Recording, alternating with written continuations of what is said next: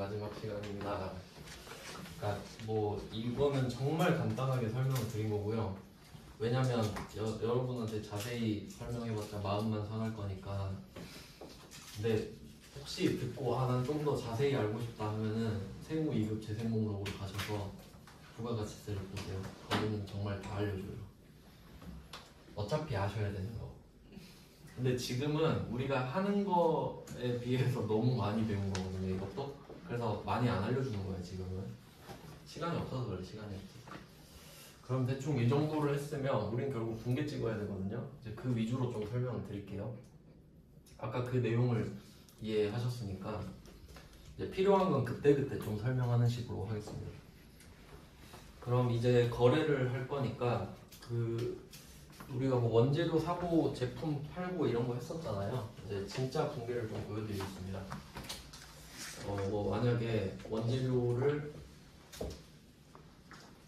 700만 원짜리를 샀다, 뭐 이런 걸 해볼게요. 원재료 700만 원짜리를 샀다. 그럼 이것도 분계를 하긴 했었는데 사실 우리가 했던 거는 가라예요. 왜냐면 부가가치세를 안 적었잖아요. 원재료만 삑 적고 그랬죠. 그러면 700만 원짜리를 사면 여러분은 실제로 얼마 줘야 돼요? 이제 배웠잖아요. 770만 원 줘야 되잖아요. 상대방이 70만 원을 요구할 테니까. 그러면 이 70만 원을 따로 줬거든요. 근데 그 이유가 뭐냐면 우리가 사업자고 일반적인 상황이라면 70만 원을 내긴 내는데 어차피 돌려받잖아요. 그러니까 그걸 구분해놔, 미리. 어차피 얘는 돌려받을 건데 뭐하러 합쳤다가 다시 빼요? 그럼 헷갈리죠. 그러니까 아예 분리를 시켜서 관리하는 거야. 그럼 엄청 편하거든요. 그러니까 이게 메인 매출점표의 원리예요. 그러니까 부가세가 있는 것만 따로 적어놓는 거예요. 그럼 이때 이름을 써야 되는데 방금 우리가 배운 데에서는 그러니까 지금 원재료를 사고 있잖아요. 그러면 이 700만 원은 세법상으로는 매입액이에요. 매입액. 매입한 금액. 그럼 여기에 붙은 금액은 매입세액이 되겠죠. 부가가치세니까. 근데 여기서는 매입세액이라고 안 부르고 다른 계정 과목을 써요. 그게 부가세 대급금 이렇게 돼요. 자, 일단 분리를 해서 적는다는 게 중요하고요. 그러면 성격이 다르니까 이제 분리를 해놓은 건데 그럼 얘의 성격을 생각해 볼게요. 일단 달라고 하니까 70만 원을 주긴 줬죠. 근데 나중에 3개월마다 신고하잖아요. 그때 어차피 덜 낼 거죠. 그러니까 돌려받거나 덜 내거든요. 그럼 얘는 자산이에요. 그러니까 이걸 이렇게 생각하면 돼요. 사업자한테 맡겨놨잖아요. 근데 어차피 나중에 세무서 가서 신고할 때 돌려받거든. 그러니까 아예 세무서한테 빌려준 돈이라고 생각하시면 돼요. 맞죠? 그러니까 나한테 70만 원을 뜯어간 쟤 있잖아요. 쟤가 내 대신에 내주잖아요. 그러니까 대급금. 세무서에 대신 가서 내주잖아. 그럼 이거 어차피 내가 돌려받을 거죠? 그러니까 자산이 이게 중요해요. 그러니까 여러분은 세 가지로 기억하셔야 되는 거죠. 첫 번째, 세법상으로 이 70만 원은 매입세액이라고 부른다. 그리고 회계로 넘어오면 부가세 대급금이라고 쓴다. 매입세액과 부가세 대급금은 같은 거다. 맞죠? 그러니까 얘의 미국 이름은 뭐 그런 거 이런 거 같은 사람인데 이름만 다른 거니까. 그리고 얘는 성격이 자산이다. 이게 진짜 중요한 거예요. 돌려받을 거니까. 자, 그리고 뭐 대변은 그렇게 중요하진 않습니다. 외상매입금 이렇게 쓴다고 하면 770만 원 이렇게 되겠죠. 거래처는 그냥 아무거나 쓸게요. A. 그럼 이게 부채라고 하면 이제 여러분은 이것도 아셔야 돼요. 우리가 지금 외상매출금, 받으러움, 뭐 외상매입금, 지급어음 다 배웠죠. 그럼 이제 그 계정 과목을 봤을 때 부가세가 포함되어 있다는 걸 아셔야 돼요. 합쳐서 들어가잖아요. 왜? 여러분 770 줘야 되죠. 근데 70은 돌려받는 다음에 주는 건 770이고 받는 건 따로고 770은 A한테 줘야 되죠? 그러면 이 770 중에 A가 70을 세무서에 갖다 넣겠지. 그럼 우리가 가서 그걸 찾아와. 알겠죠? 그런 구조인 거예요. 이해되시죠? 이 정도는 이해를 해야 돼요. 그리고 이제 물건 팔아볼게요. 이 원재료를 가지고 제품을 만들었어요. 이제 제품 매출을 해볼게요.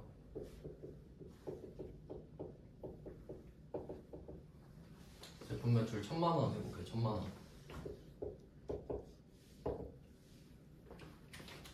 제품 매출은 이제 아시죠? 얘는 수익이에요. 수익. 순자산 증가니까. 자, 이렇게 했습니다. 그럼 이제 여기서 끝이 아니란 걸 아시죠? 내가 1000만원짜리 물건을 팔면서 야 100만원 더 내놔 라고 하겠죠. 그럼 생각해봐요. 1100만원을 받거든요. 근데 이 중에 100만원은 내가 잠깐 갖고 있다가 내줘야 되죠. 그러니까 얘는 부채로 따로 주는 거예요. 매출세액이겠죠. 얘는 매출세액인데 부가세 예수금이라고 적어요. 어디서 들어본 적 있지 않아요? 예수금? 원천징수 할 때 내가 내줄게 갖고 있다가 그게 예수금이었죠. 그럼 지금도 부가세 삥 뜯어서 내가 갖고 있다 내줄게. 그러니까 예수금 이렇게 되는 거예요.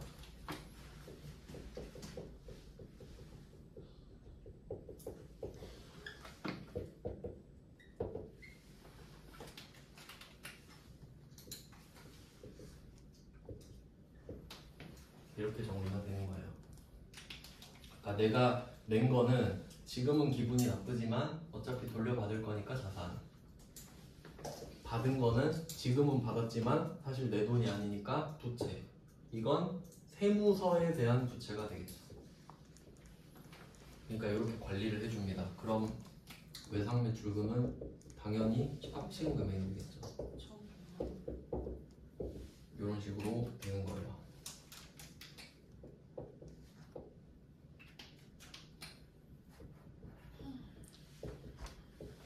그러니까 부가세만 하나 추가된 거죠. 그러니까 원래는 이렇게 했었어야 되는데 부가가치세를 배우기 전이었기 때문에 없는 셈 치고 그냥 했던 겁니다. 근데 이제는 부가가치세를 배웠어요. 이제 없는 세상으로 돌아갈 수 없겠죠. 그 부가세를 내면요. 네.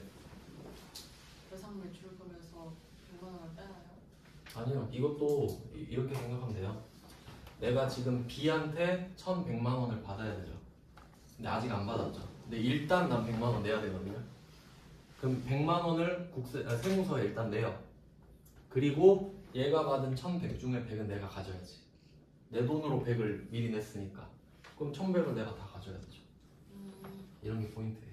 그러면 여기서 알아야 될 게 있는데 이제 부가가치세를 아는 사람은 절대 부가가치세 내는 걸 아까워하면 안 돼요. 맞죠? 여러분 세금 내는 거 아니잖아요. 근데 왜 이게 부가가치세가 조세 반발이 굉장히 높아요. 내기 싫어해. 이유가 뭐냐? 모르니까 그러는 건데 이렇게 되는 거죠. 여러분이 1000만 원짜리 팔면 1100에 팔아야 되잖아요. 그럼 100만 원이 부채인 걸 모르는 거야. 그럼 1100이 들어오잖아요. 다 써버리지. 근데 부채 100 쌓여 있죠? 그럼 난 100을 내야 된다고 결국. 나만 몰랐던 거지 100만 원 부채는 있는 거라고요. 회계 처리만 안 한 거지. 맞죠?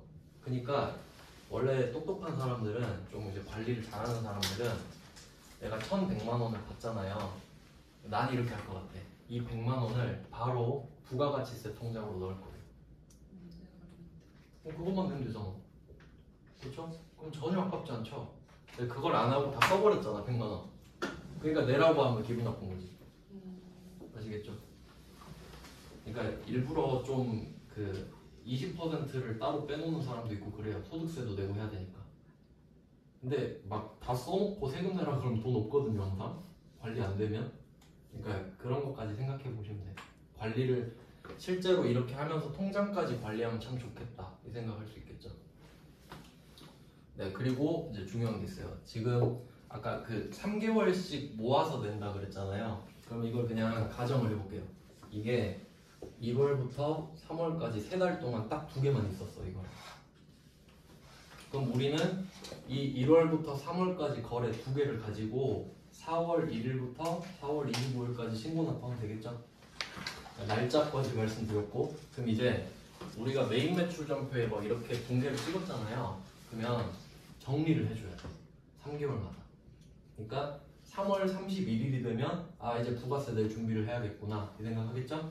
그러면 얘 둘을 크로스 시킵니다. 한번 정리해 볼게요.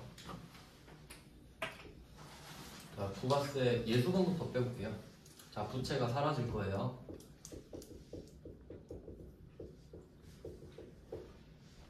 사실 얘 때문에 부채 전에 부가세 알려드리는 거기도 해요. 부채에서 부가세 예수금 나올 거 아니에요. 그럼 이거 알아야 정리하거든. 그럼 부가세 예수금은 100만 원 이렇게 돼 있고요. 그리고 그 엄밀히 따지면 이 부가세 대급금이랑 부가세 예수금은 받을 돈 줄 돈이기 때문에 거래처를 쓰는 게 맞거든요. 근데 어차피 관할 세무서죠, 거래처가. 그러니까 안 적는 거예요. 그냥 어차피 관할 세무서니까. 그러니까 이런 애들은 어차피 세무서인데 그냥 안 쓰기로 약속해도 되잖아요. 아니까. 그래서 안 쓰는 겁니다. 써도 돼요. 부가세 예수금 일단 없앴고 부채 감소가 되겠죠.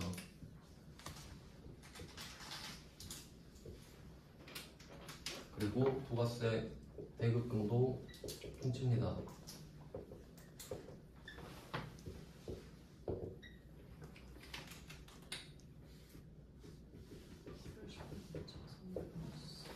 여기까지 이해되세요? 그냥 두 개 정리한 거예요. 그러니까 이 검은색은 일반전표 부분이에요. 일반전표 부분. 빨간색만 지금 부가가치세거든요. 그러니까 얘 둘만 모은 거예요 지금. 그러면 이쪽에 30만 원 비죠. 네. 그럼 이 30만 원의 의미를 생각해 보세요. 낼 돈. 여러분 30만 원 내야 되죠. 왜? 100만 원은 걷어서 낼 거고 70만 원은 냈지만 돌려받을 거죠. 그럼 뭐하러 100만 원 걷어서 내고 또 70만 원 받아요? 그냥 퉁 쳐서 30만 원만 내면 되지. 그래서 이게 부가세 대급금이 메이트액이잖아요. 메이트액. 전 단계 세액이죠. 전 단계 세액을 공제하잖아요. 100만 원에서. 그러니까 100에서 70 뺐으니까 30 남죠. 이것만 내는 거야. 근데 이 분계를 1월부터 3월이니까 3월 31일이라거든요. 맞죠? 세 달치를 모아야 되니까. 그럼 3월 30일에 이거를 하고 납부는 언제 한다고요? 4월 1일부터 4월 25일이죠. 알고는 있죠. 얼마 내야 될지. 근데 납부는 못하죠. 그러니까 미지급 세금이 나와요. 어디서 봤죠? 미지급 세금? 네. 법인세 때도. 법인세도 세금이고 부가가치세도 세금이잖아요. 그러니까 미지급 세금이죠. 그냥 3월 1일에 그럼 미지급 세금도 거래처가 관할 세무서. 그러니까 얘 세 개는 다 관할 세무서기 때문에 그냥 안 써요. 써도 돼. 근데 별로 의미가 없지. 자, 그럼 미지급 세금이니까 부채겠죠. 자, 이렇게 정리를 해놓는 거예요. 그러면 지금은 제가 일부러 딱 두 개만 적었잖아요. 근데 세 달 동안 뭐 두 개만 거래하겠어요? 몇백, 몇천 개 있겠죠? 그러면 우리는 그냥 무지성으로 분계만 찍으면 돼요. 계속 살 때 찍고 팔 때 찍고 하면 3월 30일에 딱 조회를 해요. 그러면 이 금액이 알아서 나와 있겠죠? 그럼 우리는 이 분계만 치면 된다고. 그럼 그 금액을 돈 준비해서 내면 돼요.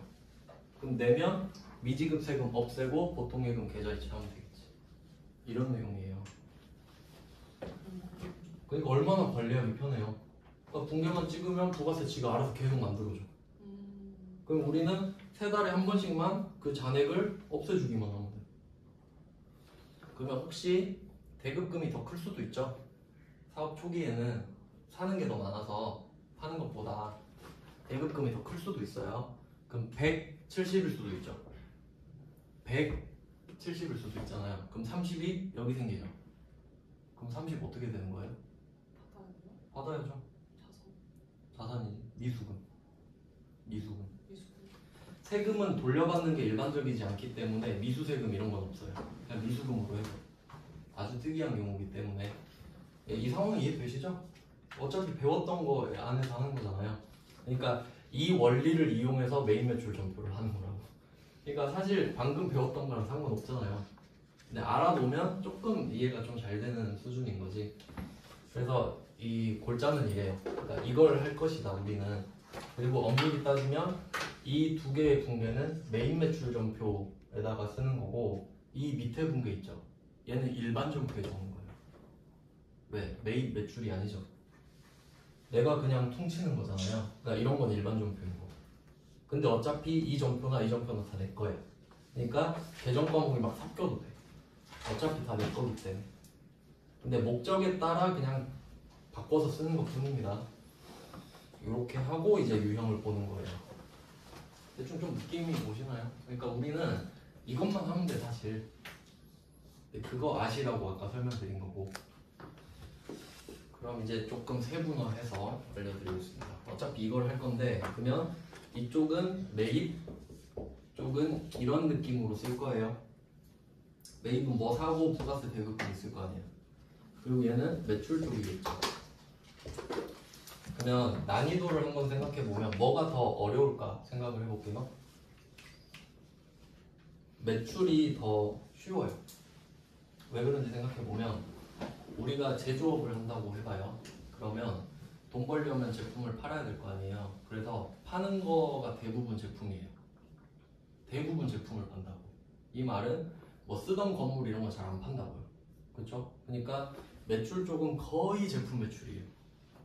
그러니까 자연스럽게 외상 매출금 받으러움이 많이 나오겠죠. 그러니까 매출은 거의 이렇게 생겼을 거라고. 근데 반대로 살 때는 원재료만 사는 거 아니죠. 직원 밥도 사주고 커피도 사주고 기름도 넣고 어쩌고 저쩌고 많죠. 그러니까 기본적으로 매입이 어렵다고 보셔야 돼요. 그렇죠? 당연하죠?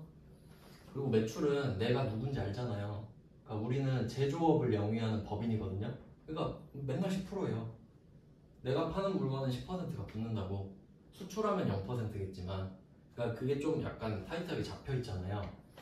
근데 매입은 상대방이 면세 사업자일 수도 있고 영세율 적용받을 수도 있고 아닐 수도 있고 어쩌고 저쩌고 뭐 이런 거예요. 그러니까 기본적으로 매입이 어렵다. 그러니까 쉬운 것부터 일단 해야겠죠. 그러니까 매출을 먼저 알려드릴게요. 이거 하고 바로 다음 시간에 입력할 거예요. 적용해서 프린트 나눠드리고. 아 맞다, 부채 나눠준다 했는데.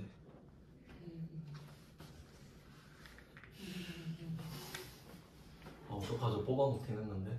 지금 주세요. 네? 지금 주세요. 지금? 지금요? 정수 시켜놓고. 다시 일단 갖고 올게요. 정수. 안 하고 그냥 여러분이 돌려보세요. 네.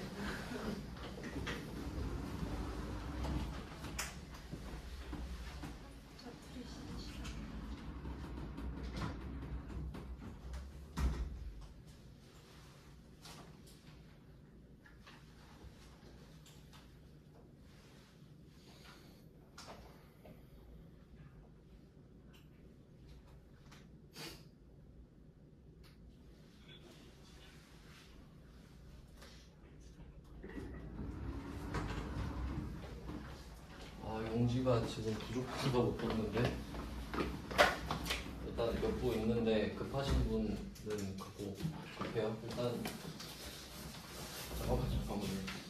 안 찍고 줘도 돼요 그러면? 네. 아니요.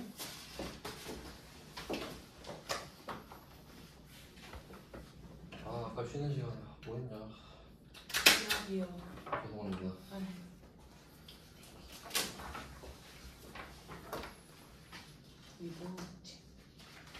이거 그 부채거든요. 유동부채랑 비유동부채 뽑았는데 필요한 분은 조금만 기다리시면 끝나고 드릴게요. 그러니까 메인 매출 전표는 다음 시간에 드릴 거고 부채는 그냥 내가 좀 풀어보고 싶다 하시는 분은 드릴 테니까 아니면 집에 프린터 있으시면 그냥 출력하셔도 되고 저는 그냥 학원 거 막 쓰거든요. 학원 거 쓰고 싶으면 이따 말씀해 주세요. 좀만 기다리시면 드릴게요. 뭐 하고 있었죠? 문제 풀려고요. 매출 유형 알려드릴게요. 그러니까 아직 여러분이 입력을 안 하셔서 지금 그냥 모르는 상태인데 어차피 다음 시간에 한다 그랬잖아요. 그러니까 그 들어가면 숫자 코드 번호가 있어요. 그러니까 그걸 형식적으로 제가 적을 건데 외울 필요는 없고 어차피 그 들어가서 보면 되니까. 근데 저는 그냥 구분을 위해서 번호도 쓸 거예요. 네, 알고 계시세요? 매출부터 알려드릴게요. 매입 매출 전표. 그래서 매출 부분부터 보겠습니다. 일단 매출 볼게요. 이제 첫 번째 유형이 11번 과세라는 유형이 있어요. 11번 과세. 네, 기본적으로 우리가 물건을 팔 때는 부가가치세를 걷어서 내는 게 기본이거든요. 우리 사업자는. 근데 그 중에서 이제 그 우리 물건 사고 팔면 영수증 같은 거 주고 받잖아요. 근데 그 중에 세금 계산서라는 게 있어요. 세금 계산서. 그걸 주면서 물건을 팔면 11번 과세 유형을 결정해요. 그러니까 이 메인 매출 전표에서 유형을 고르는 게 포인트거든요. 이 시험에서는. 그러면 어떤 증빙을 주고 받았느냐에 따라 유형이 결정되거든요. 그러니까 제가 유형을 적은 다음에 어떤 증빙을 주고 받아서 이 유형을 고르게 됐는지까지 같이 적을 거예요. 그렇게 정리를 하셔야겠죠. 그래서 이 11번 과세는 세금 계산서를 발급했다 라는 말이 나오면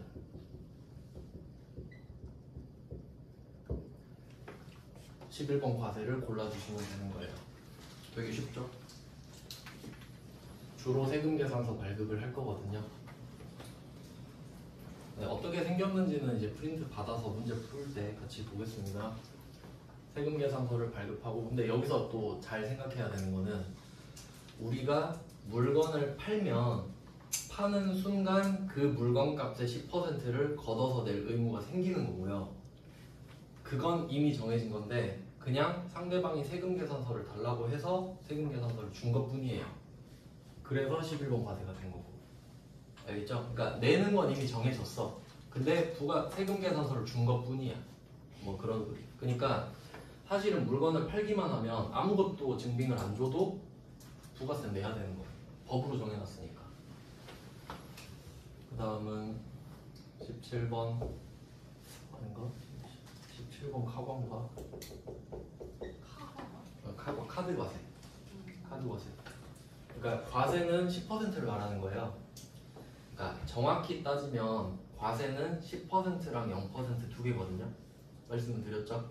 근데 그냥 실무에서는 10%를 과세라고 불러요. 그냥 그게 편하니까. 그러니까 과세랑 영세 이렇게 부르는 거지. 그럼 여기서 카과는 과세과고요. 카드는 상대방이 나한테 카드를 내민 거예요.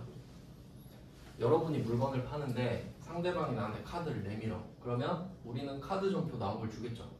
네, 그거예요. 카드 전표. 그럼 우리는 카드 전표를 주면 되겠네요. 신용카드 매출 전표나 체크카드도 마찬가지인데 카드 전표라고 하겠습니다. 발급해도 되고 발행해도 되고 다 같은 말이에요.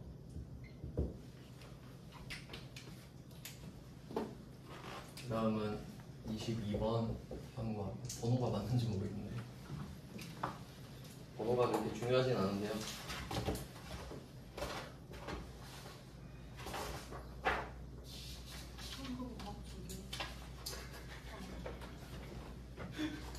현금 과세. 현금 영수증 과세. 오 근데 좀 신박한데요. 나 드립 친 줄 알았어요. 그러니까 현금 과부족 이러길래 좀 신박한데? 나도 써먹어야지. 이거 현금 과부족이죠? 이러니까 현금 영수증 과세. 그러니까 카과는 카드 전표 과세죠. 정확히 말하면. 그리고 현관은 현금 영수증 과세. 상대방이 현금 주고 아니면 예금으로 입금한 다음에 현금 영수증 해주세요 하면 현구가 찍는 거예요. 그러니까 어쨌든 부가세 내야 돼. 어쨌든 현금 영수증 발급.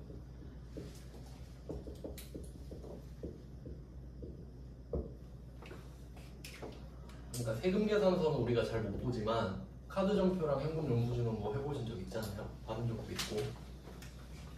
그러니까 이게 11번 과세는 주로 기업끼리 거래할 때, 기업끼리 큰 금액 거래할 때고, 이 17, 22는 좀 그 소비자들한테 물건 팔 때 대충 이런 느낌이죠. 그 다음에 14번 건별. 건별 이게 그래도 조금 특이하다고 할 수 있는데 이름은 그냥 한 건당이라는 뜻이에요. 건별이니까 한 건당. 근데 사실 이 의미랑 전혀 상관이 없고요. 이 건별은 증빙이 없을 때, 무증빙.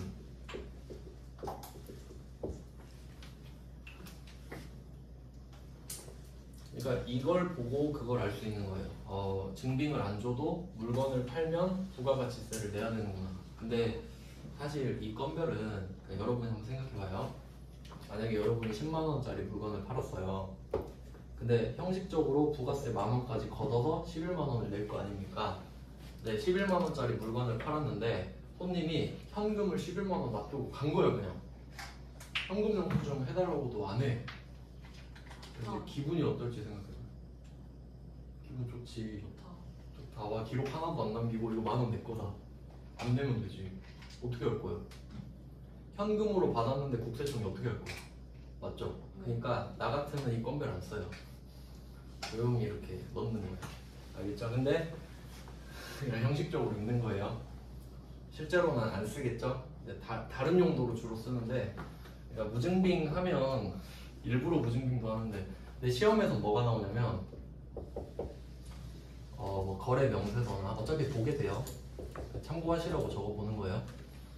거래 명세서 이런 거는 그러니까 세금 계산서, 뭐 카드 점표, 현금 영수증 이런 것들은 국세청이 인정하는 증빙이에요. 그래, 그거는 증빙이 맞지. 물건 사고 판 거 맞지. 근데 거래 명세서는 이런 공식적인 느낌이 아니라 약간 그 사적으로 서로 둘만 아는 그런 영수증 느낌이에요. 그러니까 둘만 주고받은 거래 명세서를 준 거예요. 그럼 국세청이 알 리가 없잖아. 그러니까 국세청 입장에서 무증빙이 되는 거예요. 그러니까 여기서 국세청이 안다는 거는 공식적인 전산에 남아야 돼. 그러니까 홈택스 뭐 그런 거 전산에 남거나 그러면 빼박이잖아요. 근데 얘는 안 남잖아요. 뭐 그런 느낌이라는 거지. 그래서 뭐 거래 명세서나 간이 영수증 이런 말들이 나왔어요. 좀 약간 그 급 떨어지는 증빙들. 국세청은 인정하지 않아요. 그러니까 줘도 안 준 거랑 똑같은 거지. 이렇게 하면 이 네 개가 그러니까 10%예요, 10%. 그러니까 우리가 10%의 부가가치세를 걷어서 내야 되는 상황에 쓰는 유형 4개 이렇게 돼요. 그러니까 제가 숫자를 막 뒤죽박죽 써놓았다고 생각할 수도 있는데 이렇게 유형별로 정리하는 게 좋아요. 10%를 몰아서 봤어요. 자, 그럼 이거는 국내에 팔았을 때고요. 이제 이 물건을 수출할 때 그럼 그때 12번 영세인가? 12번 영세.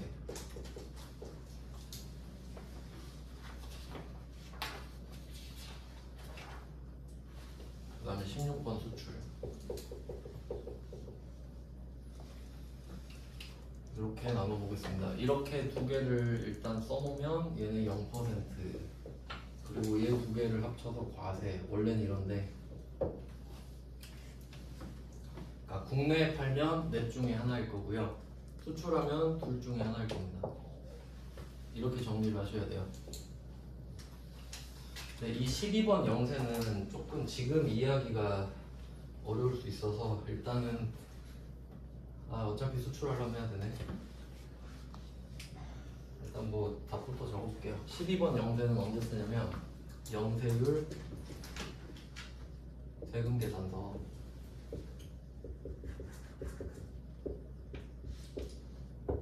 영세율 세금 계산서긴 한데 0%가 써있는 거예요. 영세는 영세율 세금 계산. 그러니까 답은 좀 쉽죠. 이런 것들만 찾으면 되는 거니까. 그 다음에 16번 수출. 수출 같은 경우는 우리나라 물건을 해외로 넘기는 거거든요.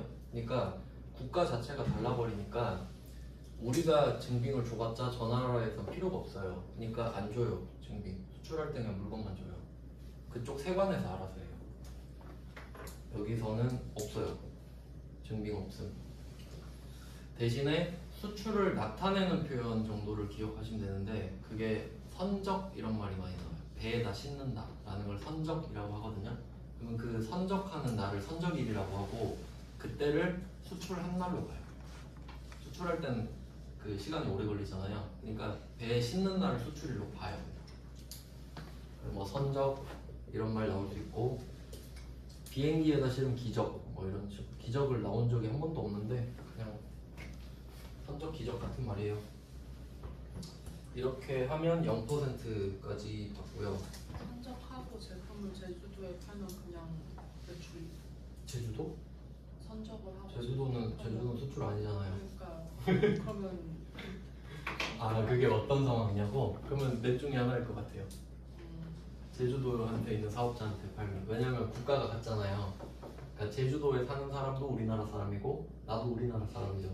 그러면 어차피 국세청 아래 있잖아요. 그러니까 국내 거래고 됩니다.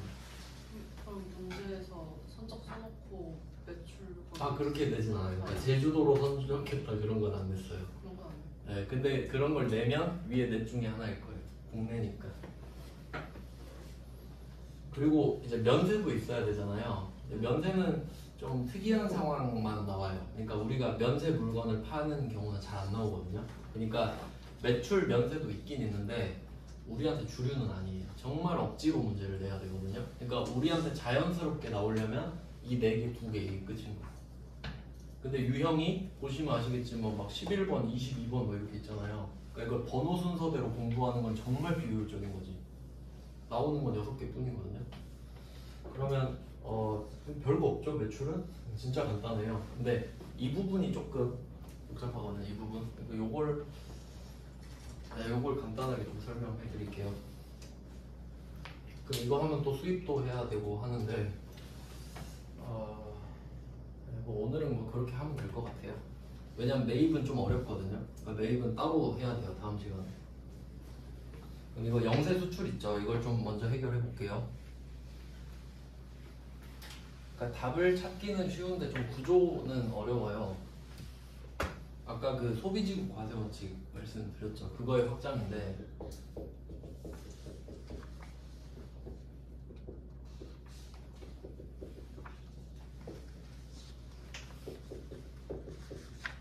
이제 좀 크게 그릴 거예요. 수출국이랑 수입국을. 아까는 정말 가라로 알려드린 거고요. 이렇게 둘 다 땅이 커요. 수출국, 수입국이 있는데 일단 뭐 근본적으로 수출을 한다라는 거는 변하진 않는데요. 근데 여기선 회사를 2개 그릴 거예요. 수출국 A, B. 그리고 수입국에서는 물건을 받는 곳이 세관입니다. 세관. 그리고 C. 세관 본 적 있죠? 여기서 관세 나와요. 세관에 내는 세금이라 관세예요. 자, 뭐 이런 식으로 그림 볼게요. 그럼 아까 12번 영세도 있고 16번 수출도 있었잖아요. 그러면 이때 B라는 회사가 수입국으로 물건을 쏘는 거잖아요. 그럼 이 회사가 직수출을 하는 거예요. 직접 수출.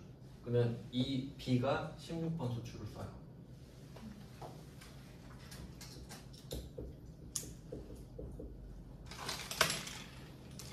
16번 수출을 씁니다. 그리고 아까 설명해 드렸던 대로 이 두 나라는 약속을 했거든요. 내가 물건 하나 보낸다 이렇게 했는데 근데 물건 받는 이 나라에서 말한 거예요.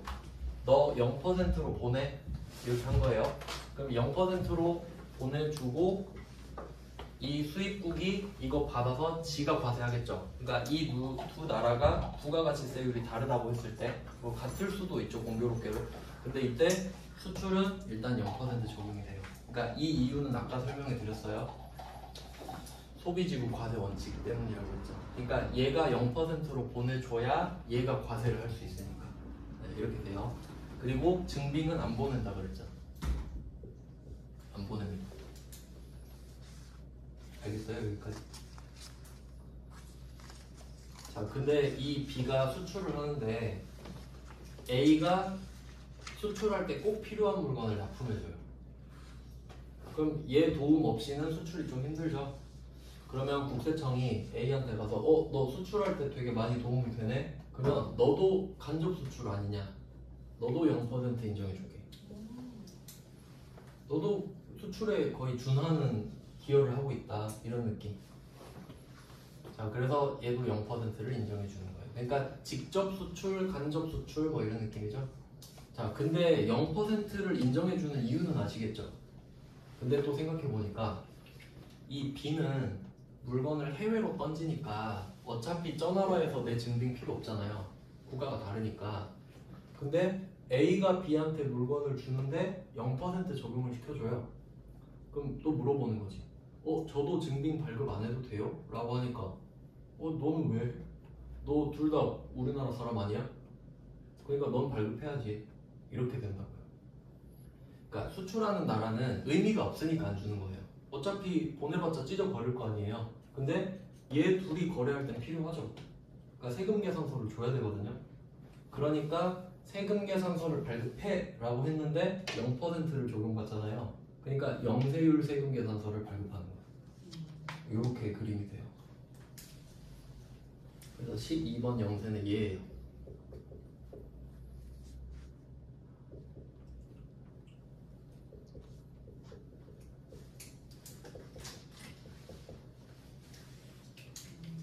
아시겠죠?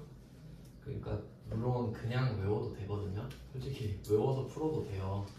외워서 풀 수 있잖아요, 그 정도. 근데 저는 납득이 안 돼서 이 정도는 알고 풀면 좋잖아요. 그러면 또 생각을 해볼게요. 12번 영세가 수출을 지원하는 입장에서 물건을 판 거죠. 그러면 이 B는 영세율 세금 계산서를 받았을 거잖아요. 우리가 아직 매입은 안 배웠지만 얘는 매출 영세인 거거든요. 지금 매출 파트에서 영세를 배우고 있는 거니까. 그러면 매입 파트에도 영세가 있겠죠. 그러니까 이 B는 매입 영세일 거예요. 맞죠? 한 거래에 대해서 둘 다 공개할 거 아니에요? 둘 다 우리나라 사람이고. 그러면 12번 영세 하는 순간 B는 뭐 반대쪽 뭐 52번 영세 이런 식으로 매입 영세가 되겠지. 그러니까 약간 필연적으로 매입 영세를 하는 사람이 16번 수출을 하겠죠. 그럴 거 아니야, 스토리로 이어지면은. 맞죠? 근데 그냥 문제를 다채롭게 내기 위해서 A도 됐다, B도 됐다 그러는 거예요. 알겠죠? 그럼 우린 그냥 증빙 주면 던져주면 맞추는 거예요, 그냥. 아시겠죠? 그래서 이렇게 하면 매출 쪽이 정리가 되는 거고, 추가로 말씀드리면 매입은 아직 안 했지만 매입 영세는 52번이거든요. 12번, 52번, 10번, 50번 라인이에요. 근데 번호는 외울 필요 없다 그랬죠? 그냥 구분만 하는 거예요, 구분만. 그러니까 이렇게 되는 거더라. 이렇게 돼요. 그리고 이제 매입 쪽은 안 배웠지만 오늘 시간이 애매하니까 이것까지 그냥 설명을 해드릴게요. 그래야 매입 쪽에서 시간을 좀 아끼니까. 자, 그럼 매출 쪽은 끝났습니다. 이건 우리나라가 수출국일 때 상황을 본 거예요. 근데 우리나라가 수입국일 수도 있잖아. 맞죠? 그럼 이걸로 이제 오는 거예요. 우리나라가 이제 여기에. 그럼 이제 여러분은 C가 되는 거예요. 그러면 C 입장에서 여러분은 B한테 물건 하나 보내달라고 하겠죠. 그럼 C한테 뭐 입금을 하던가 뭐 원래는 좀 복잡한 절차가 있는데 지금 그냥 해버려도 되겠네요. 그럼 이게 좀 상식적으로 생각해 볼게요. 조금 디테일하게 알려드릴게요. 이때 C랑 B랑 거래를 하잖아요. 근데 국내에서 거래를 해도 돈 떼먹는 사람 있죠. 근데 B랑 C랑 거래하다가 만약에 지금 C가 물건 받고 돈 떼먹으면 어떡해요? 돈 받기 힘들겠죠. 그러니까 이런 국제 거래는 보안이 더 철저해야 된단 말이에요. 확실한 수단이 있어야겠죠. 그래서 그러니까 지금 B가 C를 못 믿는 거죠. 그러니까 나는 물건을 보내줄 수 있는데 네가 돈 안 주면 어떡해? 이런 느낌이잖아요. 그러면 이 C가 이 은행 뭐 예를 들어 D은행이 있어요. 좀 유명한 은행이라고 할게요. 이 은행이 C가 돈을 안 갚으면 내가 내줄게. 그런 보증서를 갖고 와. 뭐 이런 거예요. 그러면 B는 C한테 돈 못 받아도 얘한테 받으면 되는 거예요. 근데 정확히는 얘가 그냥 줘요. 얘가 돈을 주고 얘가 돈을 이렇게 주는 구조예요. 어차피 돈을 확실히 받는다는 뜻이에요. 은행이 주는 거니까. 그러면 이 증서가 있으면 B는 마음 편하게 물건을 보내겠죠. 그러니까 원래 이런 내용이 숨어 있어요. 수출할 때는. 그러니까 이걸 이때 그 D은행이 보증을 서준 뭐 그런 느낌을 원신용장이라고 합니다. 마스터 LC라고 하는데 이건 시험에 안 나와요. 이거 안 나와. 빨간색으로 쓴 건 안 나와요. 근데 그냥 이 흐름을 알기 위해서 설명하는 거. 그러니까 파란색은 여러분 시험에 나오는 거고 빨간색은 시험에 안 나와. 잘라버렸어요 걔네들이. 근데 이해되시죠? 왜 이렇게 하는지? 그래야 안전거래가 가능한 거예요. 그러면 얘는 돈 받으면 돼. 얘는 입금해주면 되고. 그러면 돈 받았다는 확신이 있으니까 B는 물건을 보낸단 말이죠. 그럼 이때 물건 보내면 C한테 바로 가는 게 아니고 세관이 딱 잡죠. 왜냐면 관세도 걷어야 되고 부가세도 걷어야지. 소비지구 과세원칙이죠. 근데 이 물건이 도착했을 때 국세청장보다 세관장이 더 물건을 먼저 갔잖아요. 그러니까 세관장이 대신 걷어줘. 관세 걷는 김에 부가가치세도 같이 걷어서 국세청장 주면 되겠죠. 그러니까 이렇게 한 방에 걷는단 말이죠. 그러면 우리가 B한테 1,000원짜리 물건을 샀다고 해봐요. 그럼 이 D은행이 얘한테 1,000원 주고 C가 은행한테 다시 1,000원 주면 되겠죠? 그러면 1,000원짜리 물건이 오는 거잖아요. 근데 C가 1,000원짜리 물건을 국내에서 사면 얼마에 사야 되죠? 부가세까지 1,100원 내야 되죠. 근데 지금 1,000원밖에 안 낸 거야. 그럼 국내에서 사면 1,100원이고 수입하면 1,000원? 말 안 되죠? 그러니까 소비지구 과세원칙이라 했잖아요. 그러면 이 세관장이 나한테 100원 달라 그래. 부가세 내놓으라고. 그러니까 너 100원 내야지. 국내에서 살 때도 100원 내잖아. 수입하는 것도 똑같이 100원 내야지. 내가 그걸 하고 있어 라는 거죠. 근데 우리는 지금 관세는 별로 중요하진 않고, 그럼 C는 B한테 1,000원 주고 세관한테 100원 주는 거 맞죠? 1,000원 B한테 줘야 물건 보내줄 거 아니에요. 그러니까 C는 B한테 1,000원을 줍니다. 그리고 100원은 세관장한테 줘. 그리고 또 중요한 거는 B가 물건만 보내고 증빙 안 보냈죠. 어차피 너 버릴 거잖아. 안 줘버렸죠. 그러면 우린 증빙이 없는 상태야. 맞죠? 그럼 증빙이 있어야 나중에 비용 처리도 하고 부가세도 돌려받을 수 있거든요. 그러면 이 C가 세관한테 100원을 주면서 이걸 요구하는 거예요. 내가 부가세는 내겠는데 그럼 원래 내가 국내에서 물건을 사면 1,100원을 내고 세금 계산서를 받을 수 있는 거 아니냐. 근데 난 지금 똑같이 1,100원을 내는데 세금 계산서가 없다. 네가 주라. 이 1,000원까지 네가 줘. 그래서 얘가 그 세금 계산서를 줘요. 그러니까 세관이 C한테. 그럼 이때 세관이 세금 계산서를 주거든요. 그게 수입 세금 계산서예요. 수입 세금 계산서. 그러니까 우리가 세관일 수는 없잖아요. C일 수는 있어도. 그러니까 세관에다가 안 적고 C에다 적을게요. 그러니까 얘는 수입 세금 계산서를 받아요.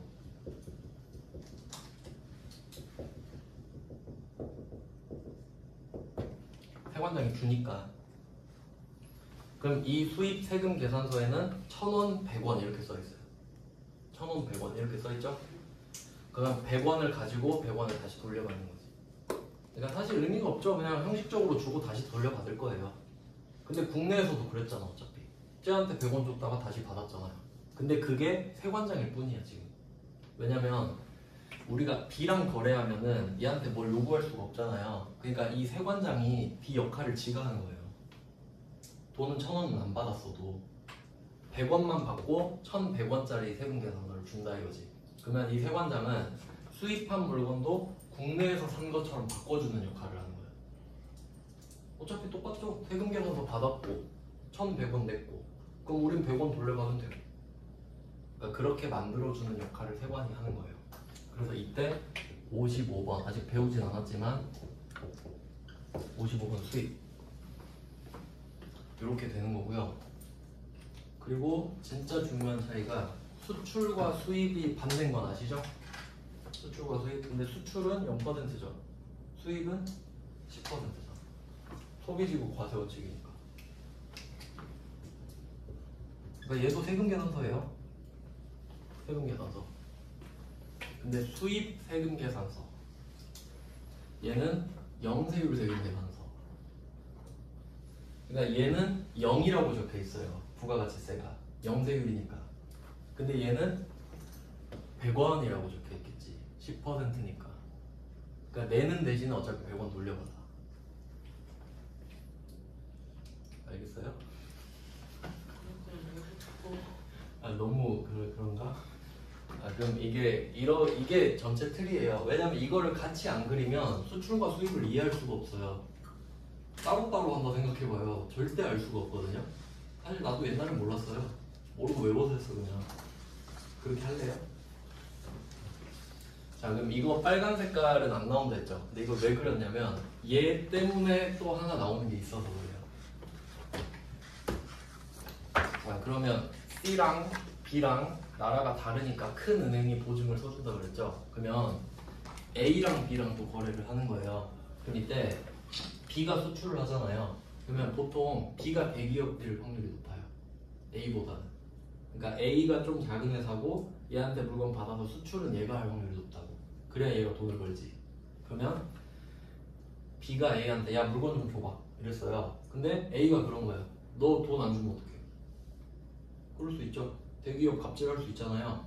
그러면 이 C랑 B랑 거래할 때 이 D 은행이 원신용장, 마스터 LC 이런 거를 보여줬다 했죠. 그럼 이걸 가지고 또 하나 더 만들 수 있거든요. 여기 또 뭐 이 은행 이렇게 있다고 합시다. 그럼 이 은행이 이 원신용장을 가지고 또 그러니까 이게 LC가 뭐냐면 Letter of Credit이라고 해서 신용장이라는 뜻이에요. 우린 믿을 수 있어 뭐 그런 대충. 그럼 이게 원신용장인데 여기서 파생된 게 로컬 LC라는 게 있어요. 그 내국 신용장이라고 있어요. 국내용으로. 그러면 내국 신용장 아 이건 시험에 나온다. 이건 파란색으로 쓸게요.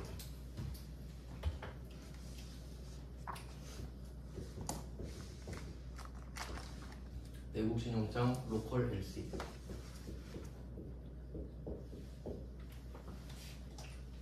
이렇게 되거든요. 그러니까 이걸 가지고 요걸 또 만들어. 그럼 이거 가지고 얘 둘이 거래하는 거예요. 그러니까 A가 B한테 물건을 납품하는데 돈을 이 은행이 A한테 주는 거죠. 그럼 얘는 돈 안 떼먹히겠죠? 얘가 이렇게 주는 거예요. 그럼 얘가 또 이렇게 입금하고. 원래 그 국제거래가 좀 복잡하지 않겠어요? 돈 안 떼이려고. 그러니까 이게 파란색으로 쓴 이유가 뭐냐면 그 영세율 할 때 이거 12번 영세 있죠? 영세율 세금 계산서를 말을 할 때 이걸 같이 말해요. 내국 신용장에 의해서 거래를 했다. 영세율 세금 계산서 발행했다. 이런 식으로 말을 하거든요. 그러니까 이걸 이해하려면 이걸 알아야 되는데 이건 시험에 안 나오고 이거는 나오거든요.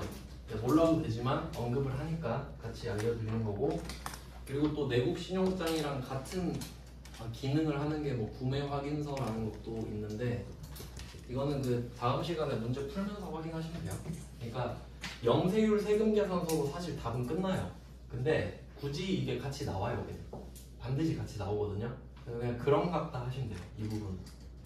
그러니까 메인은 아니에요. 그래서 이런 식으로 12번 영세, 52번 영세 둘이 짝꿍, 16번 수출, 55번 수입 둘이 짝꿍 이렇게 된 거예요. 그러니까 이거는 전체 판을 그려야 설명할 수 있기 때문에 이걸 설명을 드린 거고. 그러면 매입도 한번 유추해보면 매입 쪽도 세금 계산서 받은 거 있겠죠. 뭐 매입 과세 뭐 이런 거, 매입 하과, 현과 이런 거 있을 거란 말이에요. 그러니까 일단 오늘은 좀 틀만 잡아봤어요. 다음 시간에는 그 매입 매출 전표 매출을 먼저 드릴 거고 이제 몇 개 풀고 입력하고 이런 식으로. 입력은 정말 간단하거든요. 그럼 이제 다음 시간을 기점으로 연습은 여러분이 많이 하시면 돼요. 그러니까 수업 시간에는 그 위주로 하진 않아요. 왜냐면 연습은 여러분이 따로 하면 되잖아요. 저는 이렇게 이론 위주로 설명해 줄 거라고. 네, 오늘은 여기까지 할게요. 그 프린트 필요하신 분은 잠깐 기다려주세요.